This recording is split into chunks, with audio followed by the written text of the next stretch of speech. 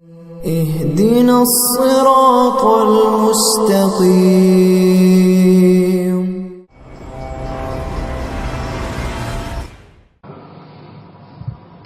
صاحب ترتیب کسے کہتے ہیں؟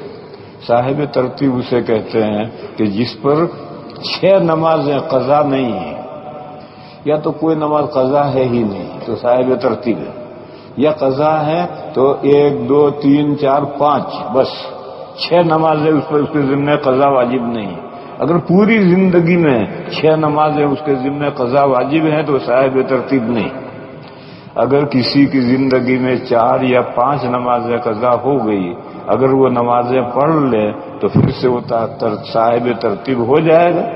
1 2 3 4 5 6 7 8 10 جتنی بھی ہوئی قضا وہ ساری قضا کر ڈالی، ایک بھی اس کے ذمہ قضا نہیں رہی، تب وہ صاحب ترتیب بن گیا. تیسرا سوال، وتر کی نماز کے بعد 2 سجدے کرے. آج کا جو مسئلہ تھا اس مسئلے کو ذرا سمجھ لو. نماز میں کچھ چیزیں فرائض ہیں، واجبات ہیں، سنتیں ہیں، مستحبات ہیں. تو اگر فرض چھوٹ جائے تو نماز نہیں ہوتی، واجب چھوٹ جائے تو سجدے سہو کر لو، سنت چھوٹ جائے تو نماز میں نقصان آئے گا، اس کی تلافی کی کوئی صورت نہیں ہے. مستحب کا بھی یہی حکم ہے. بس آج امام صاحب نے غلطی سے رکوع کر لیا، پیچھے سے کچھ لوگوں نے لقمہ بھی دیا لیکن ڈرتے ڈرتے دیا، امام صاحب نے سنا ہی نہیں، وہ کھڑے نہیں ہوئے.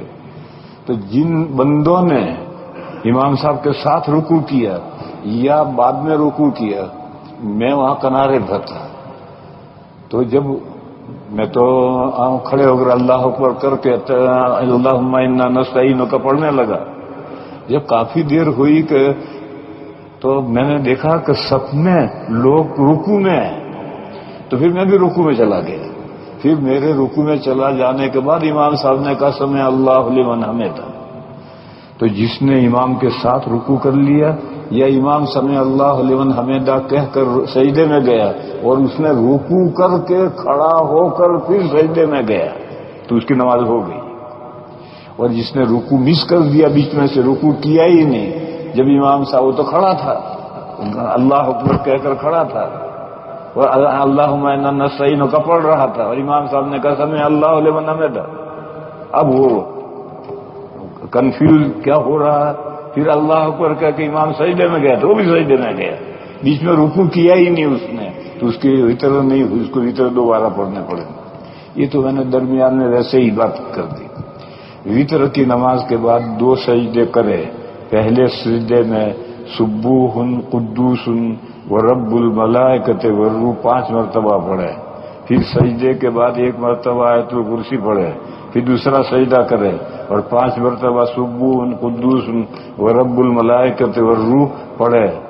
تو اس کے تمام گناہ معاف ہو جاتے ہیں. 1000 حج اور 1000 عمرے کا ثواب ملتا ہے، اور 1000 فرشتے آتے ہیں اترتے ہیں جو اس کے لیے نیکیاں لکھتے ہیں، اور شہیدوں میں اس کا شمار ہوگا. کہ یہ آپ صلی اللہ علیہ وسلم نے حضرت فاطمہ کو بتائی تھی. یہ کہاں تک صحیح ہے؟ 100% جھوٹ ہے. یہ جو سب کچھ نے کہا ہے، نہ حضور نے حضرت فاطمہ کو بتایا نہ کسی اور کو بتایا، یہ محض بوگس 100% جھوٹ ہے.